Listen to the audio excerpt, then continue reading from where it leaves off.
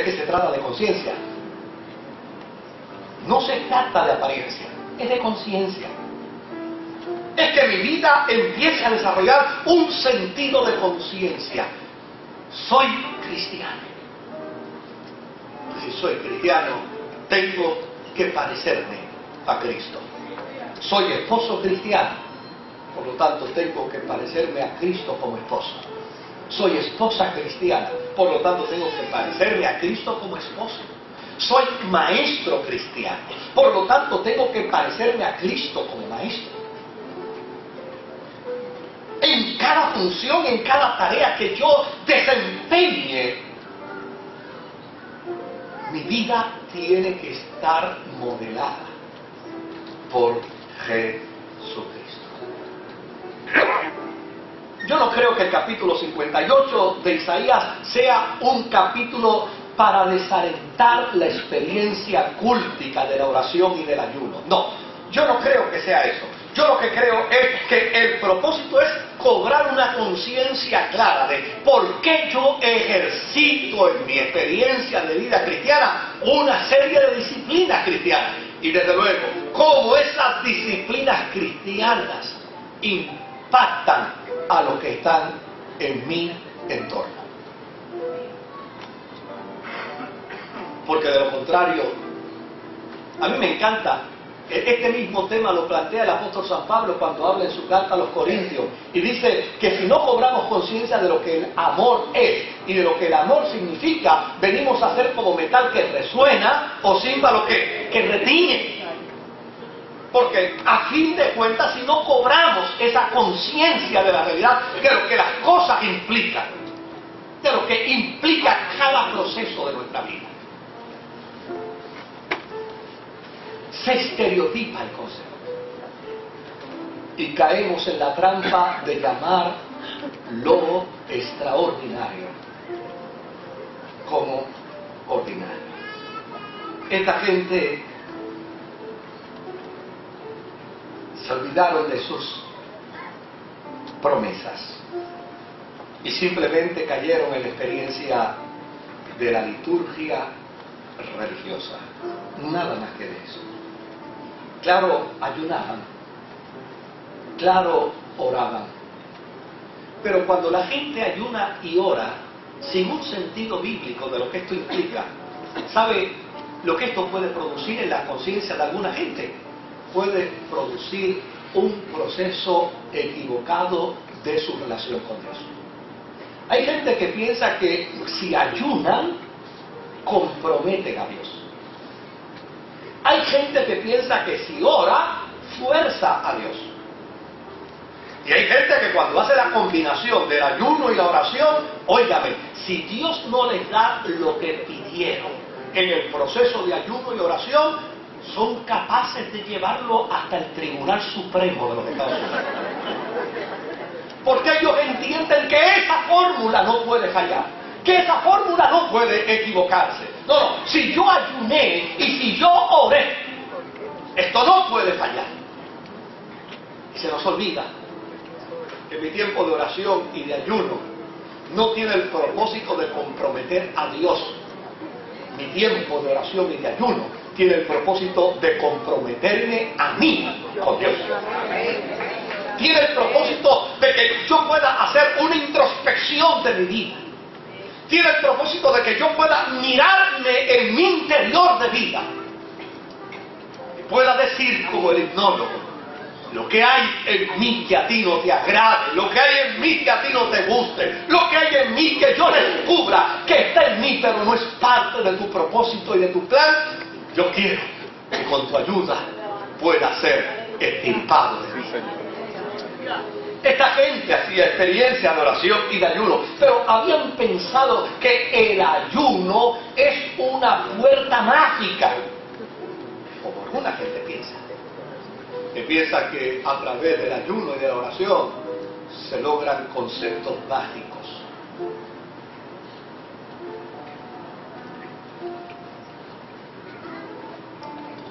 ¿Sabía usted que Jesús, para comenzar su ministerio, ayunó 40 días y 40 noches?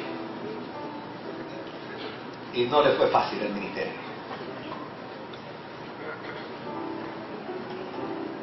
Ojo, yo no estoy diciendo que no ayune. Lo que le estoy diciendo es que entre en procesos cristianos, bíblicos, sobre la experiencia. Porque a fin de cuentas, si yo ayuno para sentirme mejor que usted, mi ayuno es impiedad. Si yo ayuno para sentirme mejor o más espiritual que usted, mi ayuno es impiedad. Si yo ayuno para creerme entonces que estoy por encima de usted, mi ayuno es impiedad. Si yo desarrollo una experiencia de religiosidad para mirar por encima del hombro a los que se me acercan, mi postura es de impiedad. Mi ayuno no puede estar enfocado, mi experiencia religiosa no puede estar enfocada en nada que fomente vanagloria, en nada que fomente orgullo, en nada que fomente soberbia, sino toda mi experiencia de espiritualidad tiene que estar enfocada y orientada a parecerme al Jesús que dijo: aprendan de mí, que soy manso y humilde de corazón. Este pueblo había perdido de perspectiva esa gran realidad. Y es por esa razón entonces que Dios les hace un gran desafío. Y les dice: el ayuno que yo he escogido para ustedes no es este. El ayuno que yo he escogido para ustedes no es que ustedes se priven de alimento. No. No. Es que en cada experiencia espiritual crezcamos y nuestro carácter crezca. Hace unos años atrás, yo gané a unas personas para la fe. Y desde luego un día me llamó la esposa y le pregunté por él y me dijo: lleva 19 días de ayuno. Yo me asusté muchísimo. Y salí corriendo de mi casa para verlo. Cuando llegué lo encontré coloradito. No lo veía tan demacrado. Y claro, no le pregunté, simplemente estuvimos conversando y en la conversación al final me dijo que él llevaba 19 días de ayuno. Y claro, como lo vi físicamente, le pregunté: ¿y cómo estás ayunando? Me dijo: pues verás, yo no desayuno y no almuerzo. Eso sí, por la tarde me como el desayuno, el almuerzo y la cena.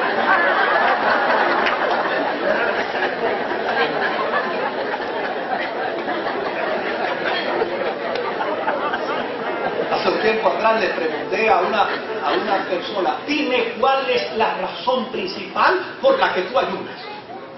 ¿Y sabe cuál fue su respuesta? Me dijo: yo ayuno para hacer huir al diablo. Qué cosa extraña, yo conozco gente que no ayuna y el diablo les huye porque ellos son más malos que el diablo. Esa no puede ser la razón. Todo proceso de espiritualidad tiene que tener una meta, tiene que tener un objetivo, tiene que tener un elemento meridianamente claro en la vida del hombre, de la mujer, que desarrolla una experiencia de propuesta para el cielo. ¿Y sabe cuál es? Que nuestro carácter, nuestra vida, sea transformada al propósito de la voluntad de Dios. Y mira el gran desafío que Dios le hace a Israel. Mira el gran desafío que Dios le hace. Al fin de cuentas, Dios le dice a Israel: no me interesan sus ayunos donde pasan hambre, ni me interesan sus oraciones donde inclinan su cabeza como un junco y ya sencillamente están postrados ahí. Me interesa que hagan algo mucho mejor. Cuidado que nuestras resoluciones no sean interés del cielo.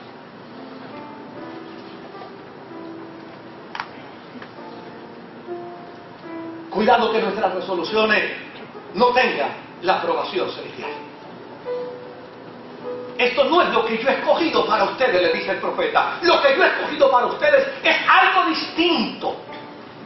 Número uno, que rompan las cadenas de injusticia.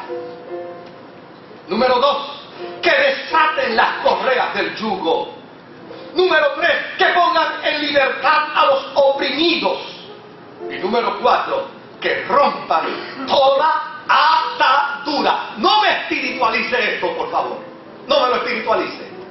Dios no se contradice en su palabra. Él no está hablando aquí de romper ataduras espirituales. Él de lo que está hablando es de romper ataduras de ignorancia.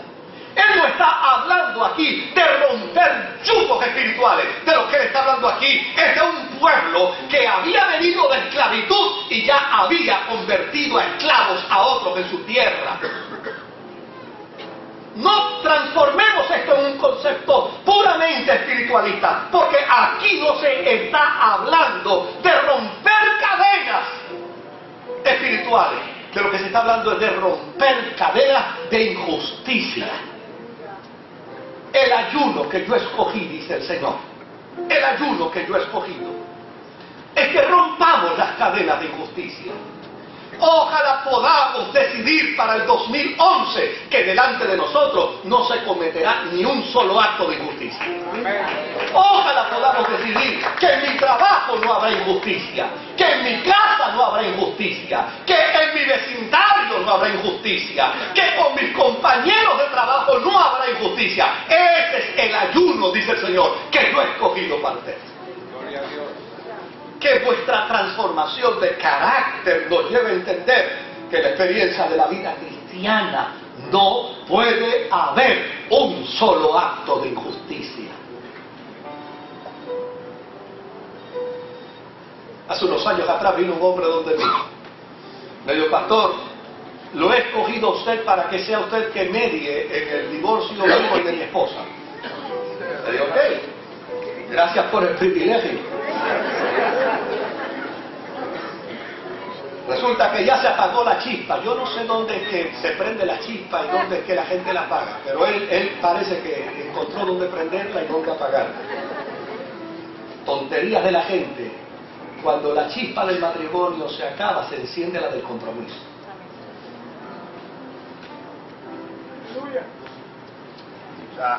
Gloria a Dios por un solo aleluya. Sandeces de Hollywood que le han metido en la psique a los cristianos, que se le acabó la chispa. Mire, la chispa no se apaga, porque cuando la chispa del erotismo se acaba, por las razones que sea, porque no hay Viagra que funcione, entonces se enciende la chispa del compromiso. Y en la chispa del compromiso se entiende que lo que Dios juntó no lo separa el hombre. Eso es lo que la Biblia enseña. Pero de nuevo, la persona se me acerca y me dice, bueno, yo, ¿verdad? Pensando así, comenzamos la conversación y finalmente le digo: bueno, a mí me parece que todo esto es muy franco de su parte. Económicamente, ¿de qué estamos hablando? Me dice: bueno, estamos hablando de algunos millones de dólares. Ajá.